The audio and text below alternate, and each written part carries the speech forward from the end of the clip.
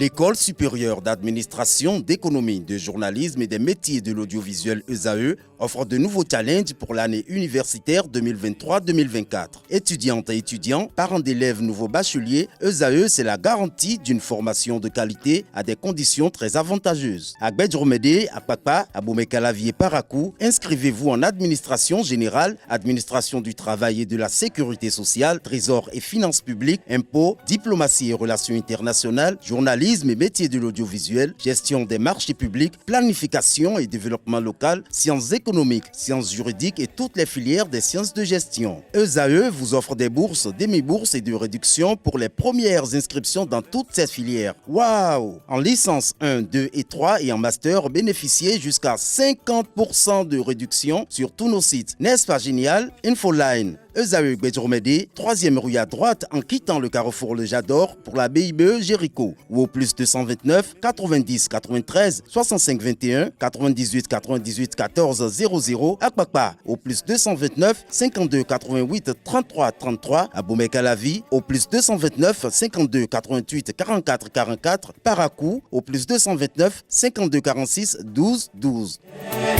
ESAE, l'excellence à un an.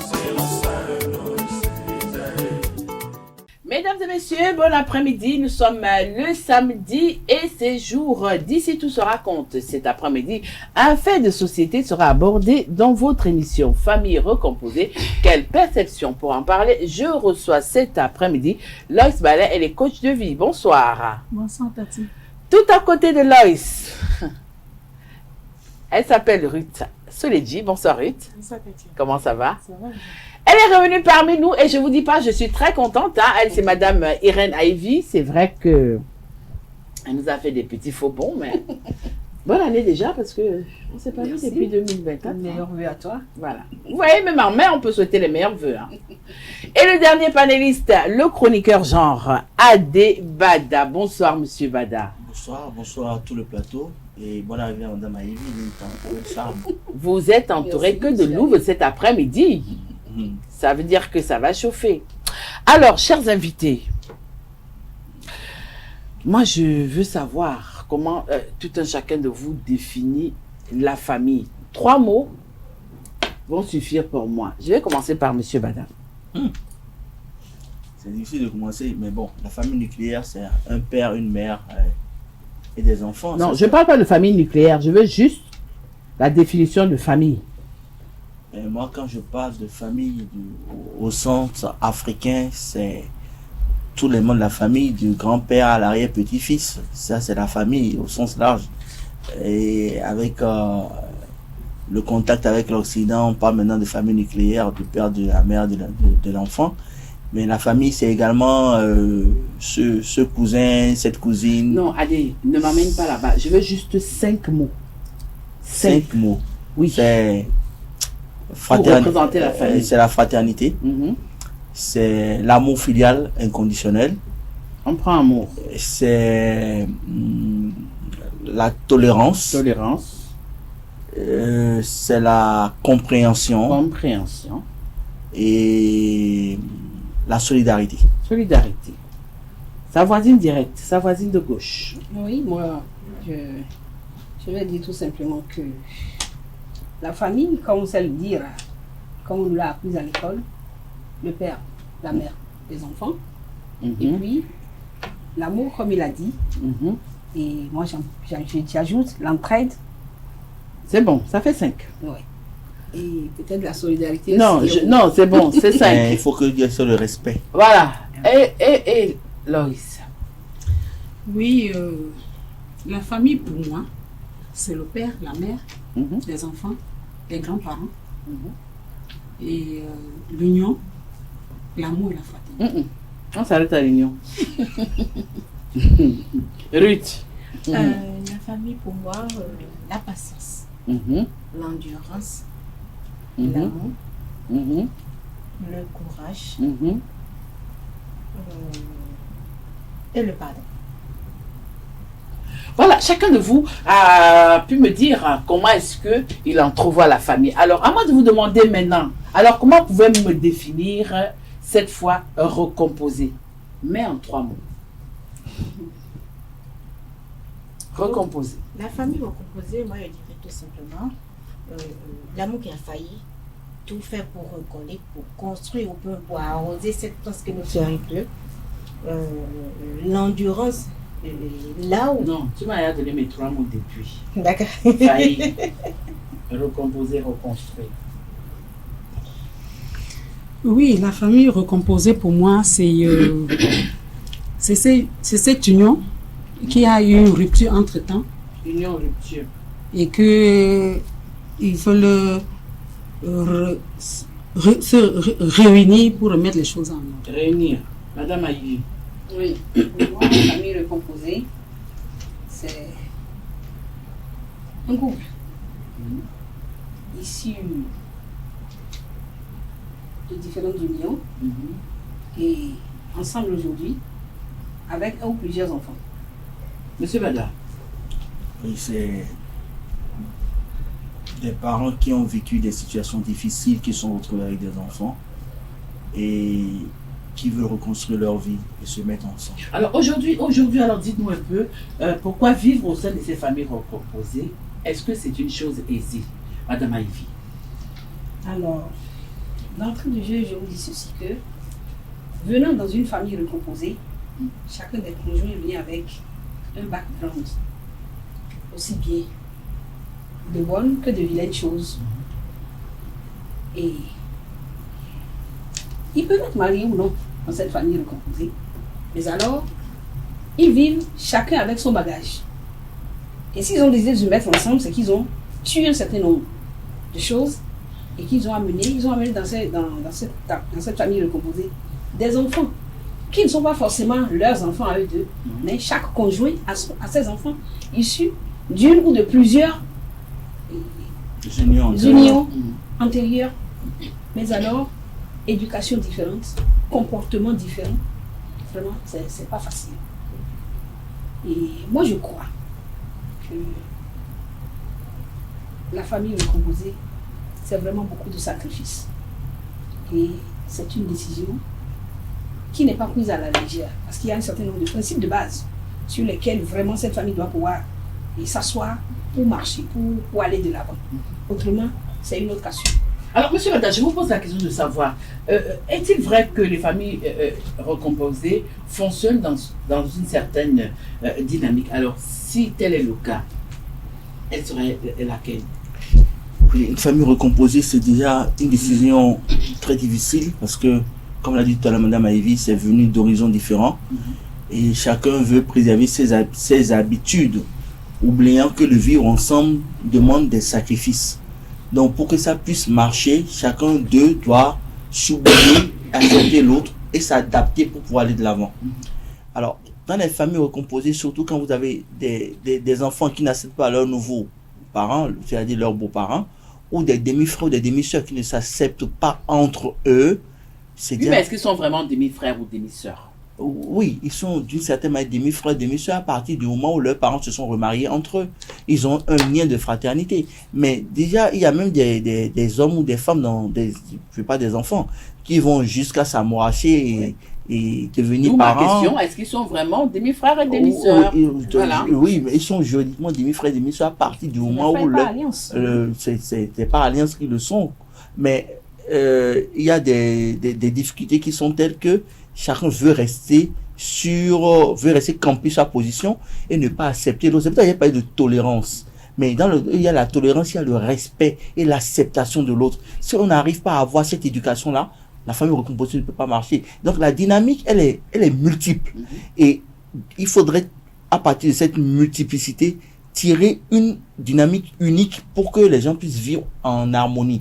Ce qui n'est pas facile. Donc le père de famille comme la mère de famille vont faire un travail de fond. Et la plupart du temps, surtout nos mamans, n'ont pas forcément la force de faire ce travail-là. Et les papas se disent, bon, c'est évident, ça va se faire d'eux.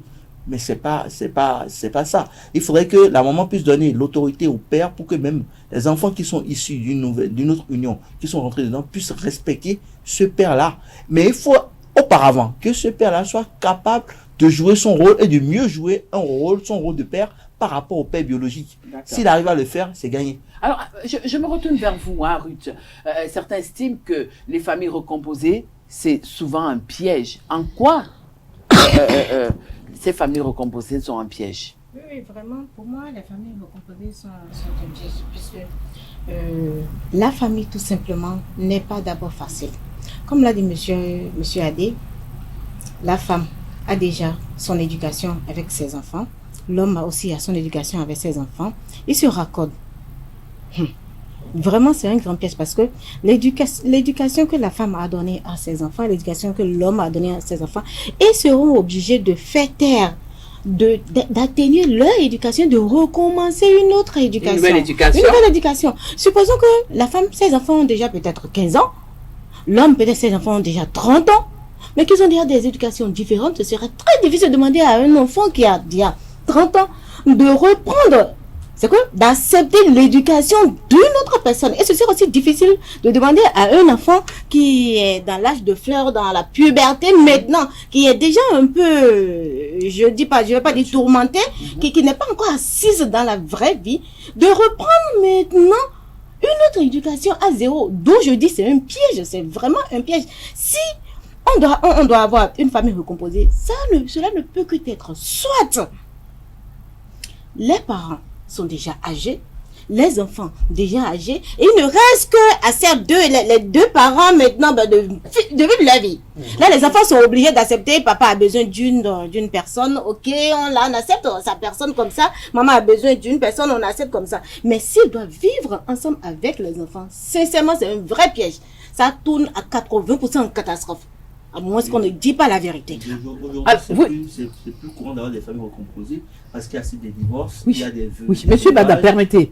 Je vais revenir vers vous. On ne refuse pas. Oui, c'est courant. C'est le 70% des familles dans la société maintenant sont des familles recomposées. Alors, on ne refuse pas. Monsieur Bada, permettez. Peuvent dire la vérité de ce qu'ils vivent vraiment à l'intérieur. C'est pas parce que je suis sortie avec un homme et bras dessous, dans le même tissu, dans la même voiture, les enfants derrière, on va à la plage que ça va. Venez voir ce qui se passe à la maison. Alors, là, c'est votre tour de parole. Hein. Loïs, vous êtes coach de vie. Certainement, dans votre parcours, vous rencontrez un peu ces situations de famille composées. Elle a estimé que ça pourrait éventuellement marcher si les deux partenaires sont âgés. Mais au cas où les deux partenaires ne sont pas âgés, est-ce que vous, en tant que coach, et avec l'expérience que vous avez déjà vécue, des situations comme ça sont faciles à gérer? Parce que Ruth, elle maintient que c'est un piège. Merci Tati. Je dirais déjà que pour moi, la famille recomposée, quand je regarde la famille recomposée, et par rapport à mes clientes qui ont été des mères célibataires et qui tombent après amoureuses de quelqu'un qui parfois aussi a eu aussi des enfants, généralement, c'est ça qui s'accorde le plus facilement. Maintenant, il y a toujours ce passage de la Bible qui dit « L'homme quittera son père et sa mère et s'attachera à sa femme ». Donc, quand on parle de la famille recomposée, on a tendance à oublier les deux investigateurs de cette famille, qui est d'abord le couple. Et ce couple-là, généralement, c'est des blessés de guerre. On les appelle les blessés de guerre. Pourquoi? Parce que l'autre a quitté une relation qui lui a laissé les séquelles, et l'une a quitté une relation qui lui a laissé les séquelles, et puis parfois on a tendance à croire que celui qui vient penser les blessures de l'autre. Or, celui-là vient aussi avec sa part de blessures, qu'il a aussi besoin que celle-là lui pense les blessures. Donc, le gros problème d'abord, c'est déjà les deux investigateurs qui fondent cette famille recomposée, qui n'est pas du tout facile. Vraiment pas du tout facile, parce que les enfants sont comme les spectateurs. Et les enfants ils rentrent en jeu. Si la chose se passe bien, quand ça se passe bien avec les parents, automatiquement, je vous assure, les enfants se rangent. Je vais prendre un exemple. Un père qui est le mari, le second mari de maman. Maman s'est remariée. Et puis le père, c'est lui qui crie sur la maman, il veut faire le bras de fer, il joue l'homme, quoi. Il joue l'homme, le macho. Parce qu'il y a d'autres qui comprennent un peu, mais d'autres qui sont des machos. Les enfants de l'autre côté, les enfants de la maman, vont pas se laisser faire. Hein. Ils vont commencer à regarder, ils vont dire, quel que soit ce que le père là va les donner, va dire, mais attends, celui-là se prend pour qui pour venir parler à notre maman comme ça. Ce n'est pas notre père. Ce n'est pas notre père et il n'aimait personne. On a toujours été bien sans lui, donc du coup, il faut qu'il dégage. Alors, ou bien, oui. la maman, une nouvelle mère qui est rentrée avec ses propres enfants dans une famille et c'est elle qui, le petit truc qui était pour la famille et tout, elle tire mes enfants d'abord, parce que c'est une mère, donc il faut d'abord ses enfants, et puis quand elle fait la cuisine, elle donne plus de viande à ses enfants, elle a privé. Je suis en train de parler dans un cas général. On ne dit pas que c'est pas normal. C'est ce qui se passe dans les familles recomposées. Oui. Et donc, du coup, les enfants du père, ils vont commencer à dire, mais on était bien avec notre papa, mais celle-là vient d'où? Elle est venue. Donc, c'est pour dire que d'abord, le nœud, c'est ces deux parents qui se sont unis, qui doivent être très, très, très matures et très sages et responsables. Sinon, c'est voué déjà à l'échec. Alors, Madame Aïfi, dites-nous un peu, pourquoi dans le contexte africain, dans certaines parties du continent africain, les familles recomposées, ça fonctionne facilement. Mais pourquoi est-ce que dans notre contexte béninois, c'est des situations qui sont un peu, non seulement elles sont conflictuelles, mais elles sont difficilement acceptables? Comprenez que dans les autres parties du continent, ça ne se passe pas très, très, très bien comme vous le pensez, Madame Tati. Il y a aussi des conflits. Mais ici, chez nous au Bénin, la chose est telle que, non mais, on n'a pas besoin de chercher par 1000 chemins pour comprendre. C'est comme,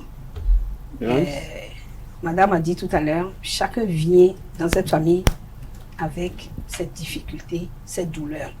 Et chacun pense que l'autre servira à penser les plaies, les bobos.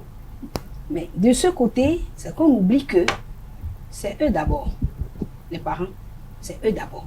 Le monsieur et la dame qui ont choisi de vivre en couple, donc de fonder la famille recomposée, c'est eux d'abord. Mais ils doivent prendre la hauteur de l'engagement qu'ils ont pris. Histoire de comprendre que cette entreprise-là, ce n'est pas une entreprise facile. C'est clair? Les éducations des enfants sont différentes. Eux-mêmes, d'abord, ils ont eu des éducations différentes. L'homme, certainement, s'attendait à voir un certain nombre de choses chez son épouse. Ça n'a pas marché, il est parti. La nouvelle venue, il voudra calquer sa vision sur celle-là. Comparer l'autre. Et ce qui est clair, il va tomber de court. La dame aussi, cherchant quelqu'un qui va penser ses bobos à elle, va le voir un peu comme le sauveur et voudra calquer un certain nombre de caractères, de comportements de son ex sur le mari. D'office, ça ne prend pas. Et quand c'est comme ça, c'est eux deux là d'abord qui ont des problèmes. Avant que l'éducation que les enfants de chaque côté ont eu, ça peut aussi poser problème. Mais alors, le problème est ceci que s'ils prennent la hauteur de l'engagement qu'ils ont pris et qu'ils comprennent tous de que dans une entreprise pareille, il y a des difficultés, ils s'engagent à surmonter eux-mêmes leurs difficultés. Et dans ça, c'est comme l'autre a dit, il n'y a pas à crier, à tonner sur les enfants de X ou de Y. De sorte que les enfants, les besoins qu'ils ont, soient réglés au même titre. Et que là, je dis, la femme, c'est elle qui prend beaucoup, comme a dit Madame tout à l'heure, parce que face au braquage des enfants du mari, elle est obligée de faire, comment on appelle ça? Et on appelle ça quoi? Mettre la balle à terre. Non, elle est obligée de faire... De se braquer? Non. Oui, elle est obligée d'être tolérante. Hein? Donc, malgré tout ce qu'elle voit venir là, elle doit tout faire pour développer un certain amour. Elle encaisse et puis elle développe un certain amour. Elle participe, elle intervient dans chacune des vies de manière légère. Pas à s'imposer, mais un peu comme une amie, une personne qui peut conseiller, une personne vers qui on peut se tourner pour poser ses problèmes. Et elle serait beaucoup plus à l'écoute des enfants de son mari. Ces enfants vont dire, ah, maman prête beaucoup plus attention aux autres qu'à nous. Elle dit non, je vous aime tel que je les aime. Et puis, elle règle aussi, et puis elle essaie.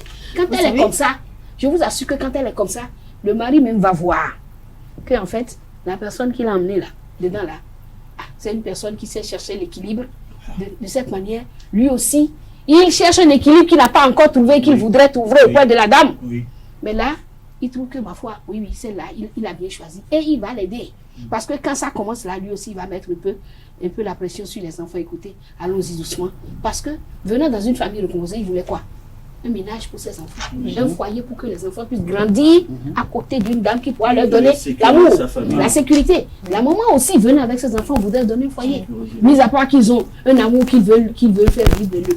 L'important c'est la sécurité de leurs enfants. Et voir si ensemble ils peuvent continuer l'éducation que peut-être les enfants sont encore mineurs ou bien un peu dans l'adolescence, vraiment est-ce qu'ils peuvent. Mais si ils ne prennent pas cette hauteur-là, je vous assure, Madame Tatiana, cette histoire-là, elle vous à l'échec. Alors, allez, dans nos familles ici au Bénin, il n'y a que, vous m'excusez, je suis femme et je vais le dire, il y a beaucoup de femmes qui aiment tirer le drap de leur côté. De manière à ce que... On les a éduqués comme ça. Oui, mais c'est que, venant dans ce genre de choses, il faudrait avoir à l'idée que je suis venue essayer de donner un foyer à mes enfants. Comme l'autre aussi veut bien être avec moi, donner un foyer. Alors, madame, je ne veux pas. Moi, j'aimerais comprendre quelque chose. Supposons, si tu fais l'effort, si la femme fait l'effort de donner l'amour, de tout faire pour attirer ou bien pour amouracher les enfants de son mari, de son conjoint, et remarque en ce même moment que ce conjoint-là priorise ses enfants plus que mes enfants. Mais comment elle peut faire là? Parce que c'est le piège qu'on attendez, ce sera vous plaît. Oui, attendez, monsieur Bada, vous permettez, parce que ça vous, je veux donner la parole. C'est très difficile parce que lorsque l'homme aime les enfants, la femme arrive toujours. Ruth et Madame Ivy, permettez, je vais me retourner vers monsieur Bada, parce que lorsque je vous écoute, tous les trois, j'essaye de mettre M. Bada de côté. Donc, à vous entendre, M. Bada, on a comme l'impression que pour bien se sentir dans un foyer, dans une famille recomposée, il vaut mieux porter un masque, parce que certains estiment que pour être bien dans une famille recomposée, si on est une femme surtout, il vaut mieux arborer un masque. Mais est-ce que ce masque-là fait de vous la personne que vous êtes réellement? Écoutez, là, on nous ramène à l'hypocrisie sociale. Parce que nous sommes dans un monde essentiellement hypocrite. Oui. La plupart des gens qui nous entourent sont des hypocrites. Il y a peu de gens qui expriment leurs vrais sentiments de nos jours. Ce qui est d'abord un drame pour nous. Maintenant, est-ce qu'il faille porter un masque dans une relation du genre? Non. Je pense que si vous êtes vrai et que vous vous aimez suffisamment, vous n'avez pas besoin de masque. Oui, mais si vous êtes vrai et les enfants de votre conjoint ou les enfants de votre conjointe ne vous calculent pas comme Ruth a dit, vous faites comment? D'accord. D'après ce que Ruth vient de dire, vous savez, il n'y a pas de problème sans solution. Il y a juste que ça va prendre du temps et ça va prendre de l'énergie. Est-ce qu'en m'engageant dans une relation du genre, je suis prêt à user de ce temps et à déployer cette énergie? Si je ne suis pas prêt, je ne le fais pas. Si je suis prêt, même en tant qu'homme, je dois pouvoir encaisser les bêtises des enfants de ma femme et pouvoir leur expliquer. Ce n'est pas les bêtises, c'est pas ce qu'on dit, ce n'est pas les bêtises de l'autre. Monsieur Bada, je vous aime. Monsieur Bada, écoutez-moi, je vous aime. Oui. On a décidé de rester ensemble. Oui. Vous avez des enfants, j'ai des enfants. Oui. Mais quand vous revenez du boulot, vous payez chocolat. Vous avez 2 enfants. Peut-être vous avez 4. Vous payez 4 chocolats. Vous me mettez à vos enfants. Je le ferai jamais. Non, c'est un exemple que je donne. Non, c'est un exemple. C'est des choses qui arrivent. Non. C'est ce qui se passe. Non, je ne dis pas vous. Je ne dis pas monsieur. Je ne dis pas Bada. Je donne un exemple. Je ne suis pas en train d'aller à l'encontre de ce que... Ça se passe. Non. Ruth et Madame Aïvi, c'est le quotidien. J'en connais. Oui, d'accord. Vous n'avez pas la parole. On va laisser monsieur Bada chuter et puis je vais revenir. J'en connais où. Ruth, je vais demander à la technique de me balancer quelque chose. Il faut qu'on se calme. L'École supérieure d'administration, d'économie, de journalisme et des métiers de l'audiovisuel ESAE offre de nouveaux challenges pour l'année universitaire 2023-2024. Étudiantes et étudiants, parents d'élèves nouveaux bacheliers, ESAE, c'est la garantie d'une formation de qualité à des conditions très avantageuses. À Gbedjromede, à Papa, à Boumekalavi et Parakou, inscrivez-vous en administration générale, administration du travail et de la sécurité sociale, trésor et finances publiques, impôts, diplomatie et relations internationales, journalisme et métiers de l'audiovisuel, gestion des marchés publics, planification et développement local, sciences économiques, sciences juridiques et toutes les filières des sciences de gestion. ESAE vous offre des bourses, demi-bourses et de réductions pour les premières inscriptions dans toutes ces filières. Waouh! En licence 1, 2 et 3 et en master, bénéficiez jusqu'à 50% de réduction sur tous nos sites. N'est-ce pas génial? Infoline. ESAE Gbedjromede, 3e rue à droite en quittant le carrefour Le Jador pour la BIBE Jéricho ou au plus 229 90 93 65 21 98 98 14 00 à Kpakpa au plus 229 52 88 33 33 à Boumekalavi au plus 229 52 88 44 44 Parakou au plus 229 52 46 12 12. ESAE, l'excellence à un an. Monsieur Bada qui a la parole. Donc je reviens vers vous, mais on finit d'abord avec Monsieur Bada. Écoutez, ce que Ruth dit ne doit pas se faire. Mais ça se fait. Oui, ce que je veux dire, ce que je voudrais qu'on comprenne, il faudrait que nous soyons suffisamment responsables pour pouvoir assumer nos décisions. Si je décide aujourd'hui de faire une famille recomposée avec Ruth, avec vous, même n'importe qui aujourd'hui, je dois intégrer dans ma vie que vos enfants sont mes enfants. Je ne peux pas prétendre aimer quelqu'un entre dire et faire, c'est différent, Monsieur Bada. Non, excusez-moi. Monsieur Bada. Non, écoutez-moi. Entre la logique et la réalité, c'est deux choses différentes. Sœur, écoutez-moi, je ne peux pas prétendre vous aimer et ne pas aimer vos enfants. Tout à fait. Si j'arrive à dire que je vous aime, que je ne vous aime, je n'aime pas vos enfants, c'est que je ne vous aime pas. Je suis un menteur. Vous avez raison. Alors, Monsieur Bada, vous allez chuter pour que je passe la parole à Ruth très rapidement, sinon on ne va pas sortir de ce carnage. 80% des hommes dans les familles. Ruth, tu n'as pas encore la parole. Allez-y. Vas-y, très rapidement, Monsieur Bada. Famille recomposée implique choix, détermination et responsabilité. Merci. Si ces trois mots ne peuvent pas être conjugués de concert dans votre esprit, ne jamais prendre le risque d'être dans une famille recomposée. Ok, d'accord. Oui, d'accord, on accepte. Ouais. Mais c'est pas la réalité qu'on voit dans la vie, dans la société. On sait bel et bien que pour que je m'associe à quelqu'un, je dois aimer ses enfants. Mais la réalité, c'est pas ça. Quand tu es avec un homme, bon, on se dit, on a fait une famille recomposée qui à chaque fois dit, ah, cette chaussure-là, c'est belle, hein, je vais acheter ça pour Amina.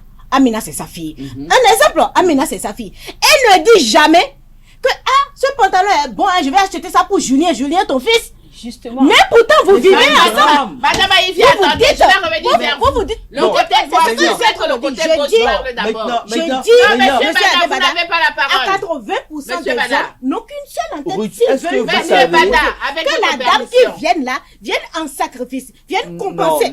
Écoutez-moi, vous avez fini de parler, laissez-moi aussi m'exprimer. C'est pas normal ce que vous... C'est la réalité. Je vais demander à la régie de me balancer le jingle. On ne dit pas que c'est pas bon. Ce qu'on est en train de dire, on veut dévoiler la réalité de ce qui se passe dans les familles recomposées. Cet homme qui fait ça est inconscient et inconséquent. Monsieur Bada, acceptez déjà d'abord que ça n'existe pas. Mais il faut que sensibiliser ce monsieur-là pour qu'il arrête ce genre de comportement. S'il n'est pas capable d'être père de famille, d'une famille recomposée, pourquoi se mettre dans une famille recomposée? Il en a besoin. Monsieur Bada, il a besoin de la Monsieur Bada, est-ce que vous pouvez m'écouter, Monsieur Bada et Ruth? Est-ce que vous pouvez m'écouter?